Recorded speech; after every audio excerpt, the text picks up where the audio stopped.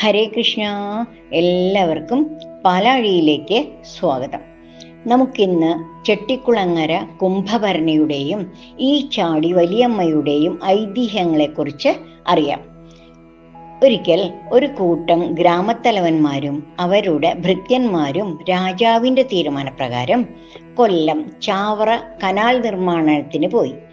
നിർമ്മാണം വളരെ മന്ദഗതിയിലാണ് നടന്നു വന്നത്. അമിതമായ കാലതാമസം കാരണം അവർ ചെട്ടിക്കുളങ്ങരയ്ക്ക് മടങ്ങി വരാൻ കഴിയാതെ അവിടെ കുടുങ്ങിപ്പോയത്ര. പലവട്ടം നാട്ടിലേക്ക് മടങ്ങിപ്പോകാൻ അനുമതി തേടിയെങ്കിലും അധികാരികൾ അവരുടെ തിരിച്ചുവരവ് നിരസിച്ചു. ആ സമയത്താണ് അവർ കൊല്ലം മുളങ്കാടകം ക്ഷേത്രത്തിലെ ക്ഷേത്രോത്സവങ്ങൾ ദർശിക്കാൻ ഇടയായത്. അവിടുത്തെ കെട്ടുകാഴ്ചയിൽ അവർ ആകൃഷ്ടരായി. അവർ ചെട്ടിക്കുളങ്ങര ഭഗവതിയോട് ഇപ്രകാരം പ്രാർത്ഥിച്ചു അത്രേ: ചെട്ടിക്കുളങ്ങരയിലേക്ക് തിരിച്ചു പോകാൻ ഉടൻ അനുമതി ലഭിച്ചാൽ എല്ലാ വർഷവും നേർച്ചയായി സമാനമായ കെട്ടുകാഴ്ചകൾ നിർമ്മിച്ചു നൽകാം എന്ന്. അവരെ അക്ഷരാർത്ഥത്തിൽ അത്ഭുതപ്പെടുത്തിക്കൊണ്ട് അടുത്ത ദിവസം തന്നെ ചെട്ടിക്കുളങ്ങരയിലേക്ക് മടങ്ങാൻ അനുമതിയും ലഭിച്ചു. അന്നു മുതൽ വാഗ്ദാനം ചെയ്തതുപോലെ അവർ വലിയ കെട്ടുകാഴ്ചകൾ ഉണ്ടാക്കി ഭഗവതിയുടെ പരിസരത്തേക്ക് കൊണ്ടുപോയി. അങ്ങനെയാണ് ഭീമാകാരമായ കെട്ടുകാഴ്ചകൾ ചെട്ടിക്കുളങ്ങരയ്ക്ക് സ്വന്തമായതെന്നാണ് ഐതിഹ്യം.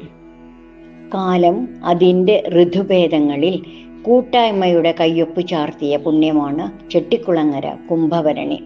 ചെട്ടിക്കുളങ്ങരയിലെ 13 കരക്കാരുടെയും ബാല്യ, കൗമാര, യൗവന, വാർദ്ധക്യം ഇഴചേർന്നിരിക്കുന്നത് ചെട്ടിക്കുളങ്ങര ദേവീക്ഷേത്രത്തോടും ഓണത്തേക്കാൾ പ്രാധാന്യത്തോടെ ആഘോഷിക്കുന്ന കുംഭഭരണിയോടും കെട്ടുകാഴ്ചയോടുമാണ്. ചെട്ടിക്കുളങ്ങര കുംഭഭരണി ഒരു നാടിൻ്റെ വികാരമാണ്. ഒത്തുചേരലിൻ്റെയും വലിപ്പച്ചെറുപ്പമില്ലായ്മയുടെയും വികാരം. കെട്ടുകാഴ്ച ഒരുക്കുന്നിടത്തെത്തി ഓലക്കാലെടുത്തു കൊടുക്കുന്ന ബാല്യം മുതൽ കാരണവരുടെ സ്ഥാനത്തെത്തി പുതുതലമുറയ്ക്ക് കെട്ടുകാഴ്ചയൊരുക്കുന്നതിൻ്റെ തനതു രീതികൾ പകർന്നു നൽകുന്ന വാർദ്ധക്യം വരെ നീളുന്ന ജീവിതത്തിൽ വേറിട്ടു നിർത്താനാവാത്ത വികാരം. ആ വികാരത്തിൻ്റെ നേർക്കാഴ്ചയായി കെട്ടിയൊരുക്കുന്ന ആകാശപ്പൊക്കങ്ങളായ കെട്ടുകാഴ്ചകൾ. ചെട്ടിക്കുളങ്ങര ദേവീക്ഷേത്രത്തിൽ ഭഗവതിയെ വണങ്ങി കാഴ്ചക്കണ്ടത്തിൽ അണിനിരക്കുന്ന സുന്ദര കാഴ്ച ഒരു നാടിൻ്റെ ആവേശം തിരതല്ലുന്ന ദൃശ്യം. ഈച്ചാടി വല്യമ്മ.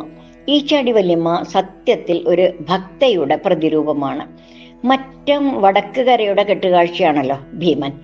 ഭഗൻ എന്ന രാക്ഷസന് ചോറുമായി പോത്തിനെ കെട്ടിയ വണ്ടിയിൽ പോകുന്ന ഭീമസേനന്റെ ശില്പത്തിന് മാത്രം 3.5 ടണ്ണിലേറെ ഭാരമുണ്ട്. ഉയരം 12 അടിയാണ്. ഉടലിന്റെ വിസ്തീർണം 80 ഇഞ്ചാണ്. ഒറ്റത്തടിയിലുള്ള ഉടലിന് 7 അടിയാണ് ഉയരം. ഉടൽ ഉയർത്തണമെങ്കിൽ കുറഞ്ഞത് 40 പേർ ആത്മാർത്ഥമായി വടം വലിക്കണം എന്നാണ് പറയാറുള്ളത്. കൈയുടെ ഒരു ഭാഗം പൊക്കാൻ 5 പേർ പിടിക്കണം. കൊടിയലങ്കാരമുള്ള ഗദയ്ക്ക് തന്നെ 4 കിലോ ഭാരമുണ്ട്. ഇത്രയും കരുത്തുറ്റ ദേഹത്തിന് കണ്ണീറ് തട്ടാൻ ഇടയുണ്ട് എന്ന് പരക്കെ സംസാരമായി. കണ്ണീർ ദോഷം മാറാൻ വേണ്ടത് ചെയ്യാമെന്ന് അതിവിദഗ്ധരായ തച്ചുശാസ്ത്രജ്ഞന്മാർ സമ്മതിക്കും. ആ കാലത്ത് കെട്ടുകാഴ്ചയുടെ നിർമ്മാണ പ്രവർത്തനങ്ങൾ നടക്കുന്ന സ്ഥലത്ത് കാഴ്ചയ്ക്കായി സ്ഥിരമായി എത്താറുള്ള ചെട്ടിക്കുളങ്ങര അമ്മയുടെ അതീവ ഭക്തയായ പ്രായമായ സ്ത്രീയെ കണ്ട് കൊത്തുപണി ചെയ്തുകൊണ്ടിരിക്കുന്ന ആശാരി കൊത്തിയ രൂപമാണ് ഈച്ചാടി വല്യമ്മ. ഇത് അന്നോളം ഒരു പുരാണ കഥാപാത്രമായിരുന്നില്ല. ഇത് ഭീമസേനന്റെ ദാരുശില്പത്തിനോട് ചേർന്ന് ഒറ്റത്തടിയിലാണ് കൊത്തിയുണ്ടാക്കിയിട്ടുള്ളത്.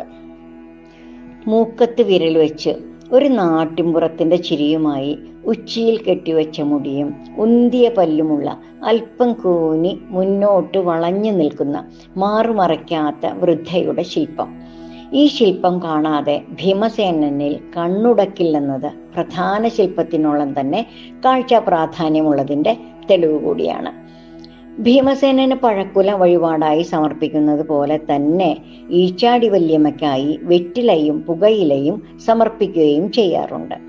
ഇതാണ് എൻ്റെ ചെറിയൊരു വിവരണം. അറിവ് പകർന്നു തന്നവരോടുള്ള കടപ്പാട് സ്മരിച്ചുകൊണ്ട് നിർത്തുന്നു. നന്ദി, നമസ്കാരം. അമ്മേ ശരണം ദേവീ ശരണം ചെട്ടിക്കുളങ്ങര അമ്മേ ശരണം. സർവം ശ്രീകൃഷ്ണാർപ്പണമസ്തു.